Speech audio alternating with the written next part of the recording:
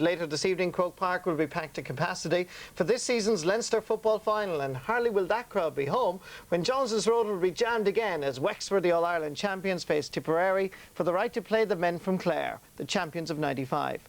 And guess what? It's all happening on RTÉ television beginning later today at 20 to 5. Leinster final. While Meath were doing their best to sort out the Kildare lads, Offaly were waiting but not sitting idly by. They played challenge games and trained and trained and trained. The wait is now almost over, but can this young Tommy Lyons team bridge a 15-year absence from the Leinster winners' enclosure? To say the least, the county is on a high and towns like Edenderry are bright and colourful. A rover I have been, and a rover I must stay. And to that faithful county now I will return someday. Offaly, how I love you with your heather scent hair. Do any of you remember Derry? And he's also the captain of the Offaly football team. Not too bad. How's things? Not a bother. You went for the Wedberg after? Yeah, grand, is it? It is. I'm originally from Edenderry. I'm actually building at the moment out in Ballyfour. Actually, Tom Coffey's home place out in Ballyfour. It's just about 4 miles. It's within the same parish. Does this mean that you're going to be transferring from Edenderry to Ballyfour? No, I've been getting plenty of slagging over that for the last couple of weeks since I've started building out there, but no, I'm afraid I'll have to stick where my roots are. Do you think you'll be able to persuade him? Well, sure, it won't be for the want of trying anyway. We could do with a good centre-back out there in Ballyfour. I work for Kilsar and Conquest, so needless to say, he's getting cheap concrete and blocks anyway, in the hope that maybe he would transfer. Not cheap enough, Tom. Let me talk about Tommy Lyons, because Tommy Lyons came to Offaly with a reputation of club management, being very successful. But how difficult do you think it was from the player's point of view to accept this man from outside the county? It wasn't difficult because Tommy, in fairness to him, we had a first meeting in Edenderry in August. First time he sat us down, he spoke to us, and anything the guy said made sense, you know. A very professional guy, took everything very, very serious. He put huge emphasis on the physical aspect of our game. He reckons it was one of our failures down through the years, and he was quite correct in doing that. So he increased the level of training on Tuesday and Thursday nights. So at the end of the day, he earned the respect from the players, and the players have absolutely no problem with him at all. The fact that you have not played a match, though, for 7 weeks while Meath battled it out, do you think that's to your disadvantage? Well, we're looking at it as an advantage, not enough. Meath have had good games, and the team that came out of the marathon between Kildare and Meath was bound to have a great psychological effect on the team and gel the team together. And I mean, they also have lost 3 players, which is the down factor of it. But we've been putting back. It has upset our training plans somewhat, but we just rescheduled the whole thing, and we're hoping we're coming in fresh, and we're hoping to give it a lash for an hour. Roy Malone for Offaly against Hugh Kenny. Slipped through by Malone to Billy Clapping, who gives it to Peter Brady, who puts it in the net.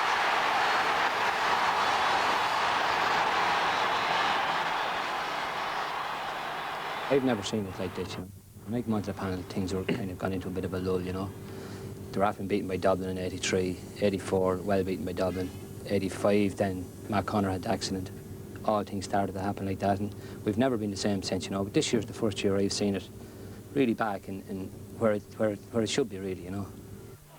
Sean Grennan trying so hard to get into the game. A great ball by Sean Grennan to Peter Brady, but it runs away from him, and nothing is going right in the Offaly full forward line, the most vaunted of all lines in the Offaly setup. But here's Sean to give it back, and there's a chance for Roy Malone. Can he get round? He can. He transfers it, and the ball's in the net. Well, I suppose we were 33-1 before the Leinster draw. And I think once the Leinster draw came out, I think it became an objective of ours to get to Wicklow and Croke Park. And we felt if we got to Wicklow and played well, that we'd be able to play the winners allowed in Carlow. And Navan didn't suit us. Navan was a tight pitch. Croke Park will suit us a lot better, I think.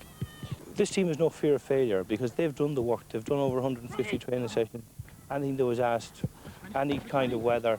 And, you know, it's very important that fellas put in that kind of effort. And once they do that, you don't have a fear of failure because you know you've worked, you've done your best. And if it doesn't work for us next Saturday, well, you know, we'll be able to take it on the chin because we know we've come a long way since last September. But I think this is the year of the underdog.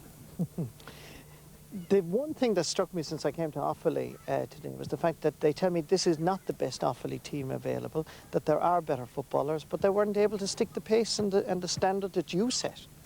Yeah, well, you know, they're the best footballers that are available in Offaly to play county football at the required commitment, and that's the whole way I looked at things. And any man that dropped out last September, October, November, December didn't get a chance to come back in February or March. And I don't think we could have done that this year. That if we did that, the whole thing would have collapsed. And yes, I'm sure there are footballers out there. I'm not so certain I know them myself, but I'm sure they're out there. But you know, we'll do it without them next Saturday. How would you describe the Offaly players' feelings towards Meath in terms, do they fear them, respect them? Oh, I'd say we respect them. Naturally enough, Leinster and All-Ireland champions, you're going to have to respect them. We've played them a few times over the last couple of years, and we played them in Navan actually, and they gave us a bit of a chance, and even though we got off to a very good start, we just probably hadn't the same work put in as we have this year, and hopefully this year it'll be a different story. When you were involved with Kilmacud Crokes, you told me that housing estates, sometimes if some fella was dropped, they wouldn't talk to you. When somebody in Offaly was dropped, the whole parish wouldn't talk to you. How do you feel? Have you enjoyed your Offaly managerial job? I have indeed. I mean, that's the tribal warfare of the GAA, which it is. I mean, it's parish, it's about your tribe, it's about your people. And if people aren't disappointed that their man from Clara, Ballycumber, or wherever he is from, doesn't make it, well then there's something wrong with their townland, and there's something wrong with the people. And we even have people who give out about the numbers, the jersey the sub gets on his back. And I think that's a healthy thing. I think if people don't care, the players won't care. And I would always look at that as a positive. And sure, you know, I'll always buy them a drink even if they don't talk to me anyhow. There'll be a lot of people buying you a drink, Tommy, if you win this evening. So many people give out and complain about Meath, you'd wonder have they any fans outside the royal boundaries. But I think secretly everyone has an admiration for the champions. The championship has proven their character in terms of their football ability and sheer resilience. Now we know why they're the reigning Leinster and All-Ireland champions. Paddy Reynolds, the flying left half back.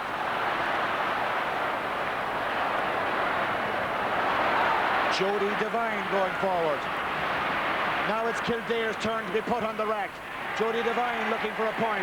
It's a great effort. It's all the way over the bar. John McDermott, the calming influence. There's a man free. It's Paddy Reynolds. He gives it back. Meath go looking for another score. They get it. Jody again. Work a little bit harder now that we're missing these players, but I think our panel is strong enough we can bring in one or two players and we'll be able to fit the problem. Any fear that Meath are starting to get a little bit mentally tired? No, I don't think so. I think Sean Boylan has us mentally prepared for the job, and I think he knows what we have to go through, and he's been there before, so I just hope that things will go well for us. Tomorrow, the second of this year's All-Ireland hurling semi-final. But when Meath came to that game, they certainly